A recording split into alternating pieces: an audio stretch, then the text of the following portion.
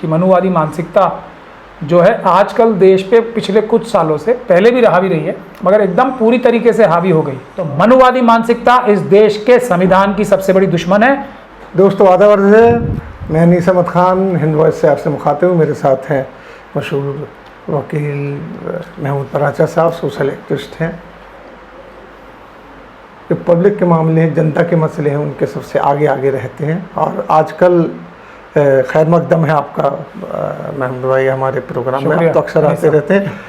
आज देखिए कि साहब कुछ सुप्रीम कोर्ट वर्सेस एडवोकेट चल रहा है। देखा कि प्रशांत भूषण के ऊपर संज्ञान ले लिया उन्होंने, सुओ मोटो लेके, और बहुत पुरानी उन्होंने वो निकाल के उनकी ट्वीट उसके ऊपर लिया और अब कह रहे कि माफ़ी मांगी। वो कह रहे माफ़ी नहीं मांगेंगे। अब इसमें सुप्रीम कोर्ट की इज्जत दांव पे लगी हुई है कि वकीलों की इज्जत दांव पे लगी हुई है। उन्होंने कहा मैं माफ़ी नहीं मांगूंगा, और वो कह रहे कि आप यानी पहले तो ये था कि सज़ा देंगे, अब ये कह रहे कि आप माफ़ी मांग लीजिए, हम छोड़ देंगे। तो इसके बारे में ज़रा, क्योंकि चूँकि वकीलों का मसला है, आप ज़्यादा बेहतर तरीके से समझा पाएंगे, सुप्रीम कोर्ट का मसला है, तो आप बताइए इसके बारे में क्या। देखिए, पहले तो मैं अनीस साहब आपको ये साफ तौर पे बताना चाहूँगा कि ये जो लोगों में भ्रांति जा रही है कि सुप्रीम कोर्ट वर्सेस वकील है, ये बिल्कुल गलत है। ये जो जुडिशल निज़ाम है हमारा, जस्टिस सिस्टम है, वकील भी उसका उतना ही इम्पॉर्टेंट हिस्सा है जितना जजेस या जितना जो भी कोर्ट के अंदर जाते हैं, चाहे वो लिटिगेंट्स क्यों ना हो। तो वो सभी, चाहे लिटिगेंट्स हों और बिलखुसूस वकील और जजेस, तो हमारी न्यायिक प्रणाली जो है, मतलब जो हमारी इंसाफ दिलाने की जो हमारी सिस्टम है, उसका बराबर का हिस्सा है। तो एक तो ये गलतफहमी दूर हो जानी चाहिए सबके दिल से कि सुप्रीम कोर्ट वर्सेस वकील हो रही है। हम सब एक ही परिवार का हिस्सा हैं। तो अपने अंदर जो कमियां हैं वो दूर करने की एक एक्सरसाइज पहले भी होती रही है और अब भी हो रही है और आगे भी होती रहनी चाहिए। और जो कमियां हैं सिस्टम के अंदर, जिनके बारे में बार बार कहा गया है, और ये कमियां इस वजह से हैं कि मनुवादी व्यवस्था जो है देश की, मनुवादी मानसिकता जो है आजकल देश पे पिछले कुछ सालों से, पहले भी हावी रही है मगर एकदम पूरी तरीके से हावी हो गई।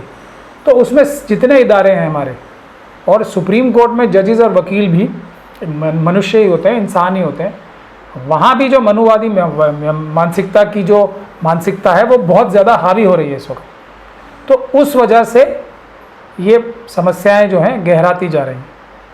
और सबसे बड़ी बात जो मैं आपको कहना चाहूँगा, हमारे देश का जो सबसे बड़ा हमारे सामने खतरा है वो है संविधान को संविधान के रूप में रखने का, संविधान को बचाने का। यही एक खतरा है। अगर हम उससे निपटने में कामयाब हो जाते हैं तो हमारे सारे इदारे, सारी इंस्टीट्यूशंस हमारी बच जाएंगी। आप उसके लिए आंदोलन भी कर रहे हैं? हमने उसके लिए पहले भी आंदोलन किया, अभी भी कर रहे हैं, और अभी एक हमने ख़ास तौर पे एक कोऑर्डिनेशन कमेटी भी बनाई है जिसका नाम मिशन सेव कॉन्स्टिट्यूशन।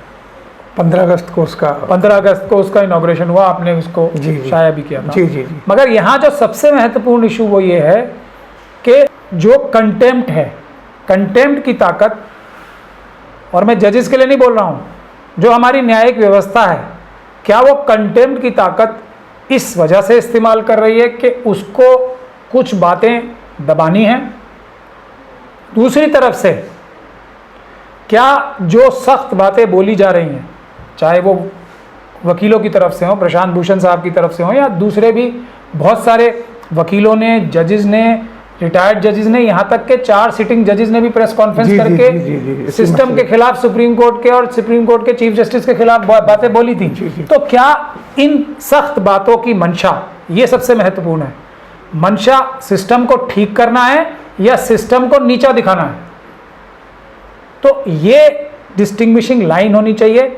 मैं ये समझता हूँ कि उस नज़रिए से अगर वकील भी और जजेस चलेंगे तो कोई समस्या नहीं होगी। लेकिन अगर इस वजह से चला जाएगा एक पक्ष से कि कुछ लोगों की सही कही हुई बात को क्रश करना है, अदालत के सिस्टम की इज्जत नहीं बचानी, बल्कि किसी की आवाज़, जेन्युइन आवाज़ को क्रश करना है ताकि सिस्टम में ठीक ना हो सके, तो वो गलत बात है। इसका सबसे बड़ा उदाहरण प्रशांत भूषण साहब से भी बड़ा उदाहरण मैं देना चाहता हूँ जी।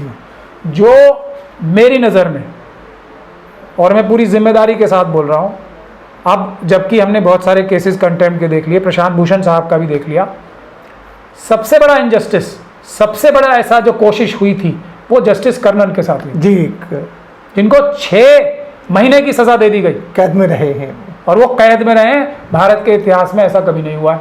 लेकिन जो महत्वपूर्ण बात यह है, क्या बराबरी से ट्रीटमेंट मिल रही है बाकी सब लोगों को कर्नन साहब की ट्रीटमेंट के हिसाब से? और आज हमें सभी जो भी हम न्यायिक प्रणाली का हिस्सा हैं, पूरे देश से, पूरी दुनिया से माफ़ी मांगनी चाहिए कि हमने कर्नन साहब के लिए इतनी मजबूती से आवाज़ नहीं उठाई जितनी अब हम प्रशांत भूषण साहब के लिए उठा रहे हैं। जी। अगर हमने कर्नन साहब के लिए इतनी मजबूती से आवाज़ उठाई होती तो शायद आज प्रशांत भूषण साहब के लिए हमें इतनी मेहनत ना करनी पड़ रही होती। लेकिन क्या इसकी एक वजह यह है कि जस्टिस कर्नन जो है मनुवादी मानसिकता के बैकग्राउंड से नहीं आते? ये भी सबसे बड़ा विषय है। क्या हमारे देश का जो पढ़ा लिखा सो कॉल्ड अपने आप को इंटेलिजेंट और अपने आप को सिविल सोसाइटी कहता है, उसने जस्टिस कर्नन के साथ इनजस्टिस किया या नहीं?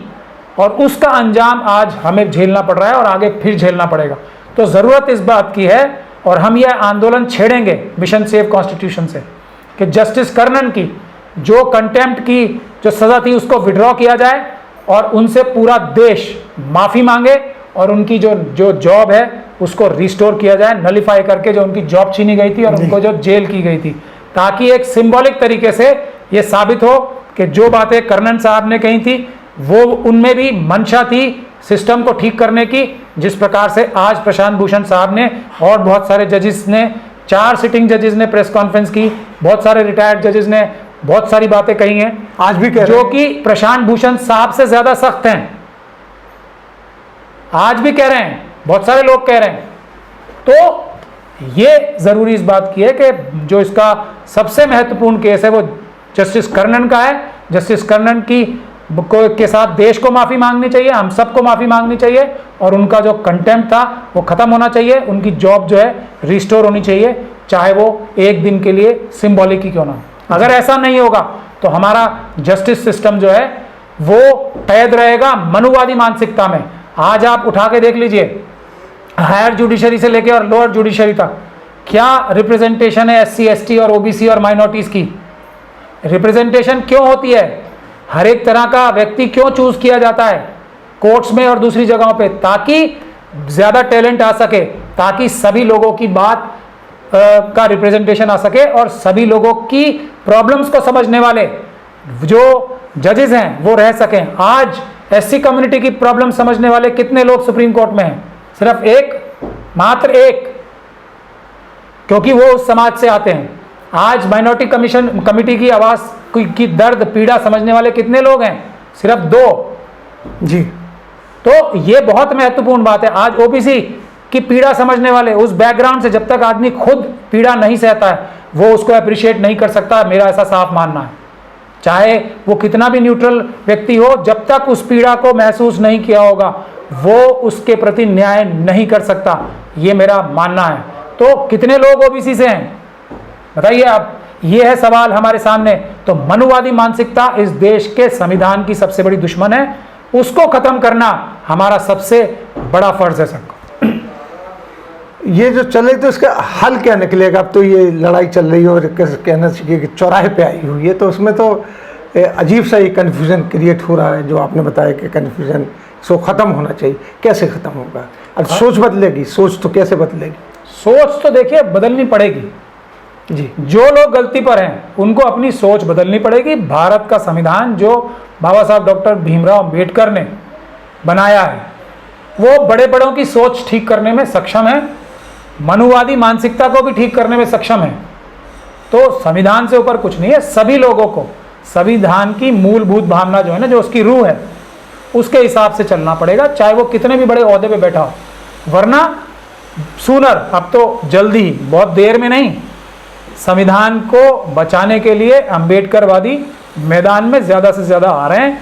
अभी नंबर्स उनका जितना, जैसे जैसे नंबर्स अंबेडकरवादियों का बढ़ेगा, देश में न्याय, बराबरी, हक परस्ती बढ़ेगी। उससे पहले मुझे शक ही है, चाहे कितने भी एजिटेशंस हो रहे हैं या नहीं हो रहे हैं, जब तक अंबेडकरवादी मानसिकता के लोग देश के हर जगह पे मेजॉरिटी में नहीं आएंगे, मनुवादी मानसिकता के लोग रहेंगे जब तक किसी प्रकार की न्याय और बराबरी की उम्मीद करना पॉसिबल नहीं है। लेकिन खुशी की बात यह है कि अम्बेडकरवादी, संविधानवादी अब देश में धीरे धीरे ताकत पकड़ रहे हैं और वो किसी भी हालत में न्यायिक व्यवस्था को ठीक करके रहेंगे, इंसाफ दिला के रहेंगे हर एक को, और बराबरी दिला के रहेंगे और भाईचारा स्थापित करके रहेंगे देश में, चाहे कुछ भी हो जाए। तो मैं पूछना चाहता हूँ आपसे कि आखिरी सवाल ये है कि इसका हल क्या निकलेगा कोर्ट की लड़ाई के, जो उन्होंने कहा माफ़ी मांगी इस दिन तक, वरना क्या आगे कुछ नहीं कहते तो माफ़ी मांग लीजिए, वो कह रहे माफ़ी नहीं। इतना मौका कर्नल साहब को नहीं मिला था कर्नल साहब को, तो उनको जेल हुई थी सीधी। तो बड़ी बुरी, ये भी एक प्रोग्रेस है, ये एक प्रोग्रेस है, चाहे इसकी वजह कोई भी हो। वजह में मैं जा सकता हूँ, और जब 25 तारीख के बाद ये अनाउंसमेंट हो जाएगी तो प्रशांत भूषण साहब के लिए भी हम सब लोग खड़े रहेंगे, लेकिन इसकी वजहों में भी जाएंगे कि कर्नल साहब के साथ वैसा क्यों हुआ और दूसरे कंटेम्प्ट केसेस में जैसा हो रहा है वो क्यों हो रहा है, इसकी वजूहात में हम जाएंगे। लेकिन इसका हल यही है कि भारत का संविधान चलेगा, भारत के संविधान के हिसाब से बराबरी, इंसाफ और भाईचारा यही चलेगा और कुछ नहीं चलेगा। जब तक ये पूरी तरीके से ना सिर्फ होगा बल्कि दिखाई भी देगा, तब तक संघर्ष चलेंगे, संघर्ष और बढ़ेंगे, ये सभी लोगों को समझ लेना चाहिए।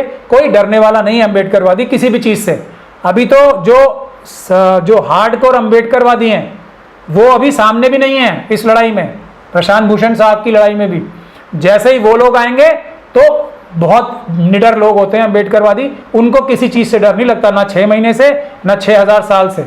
यहाँ तो हजारों साल की जो प्रताड़ना झेली है, तो 6 महीने की जेल से कोई अम्बेडकरवादी नहीं डरता है। तो ये भी सब लोग ध्यान में रखें। आपके कहने का मतलब है कि ये जो चल रहा है एक हिसाब से इसको सॉल्व होना चाहिए और होगा, क्योंकि इसके ऊपर वकील भी और सारे लोग आके खड़े होंगे। अब देखिए आगे क्या होता है, क्योंकि कोर्ट का फैसला क्या आता है। बहुत बहुत शुक्रिया आपका। इसके साथ हमारे लेते हैं विदा, मिलेंगे अगले अंक में।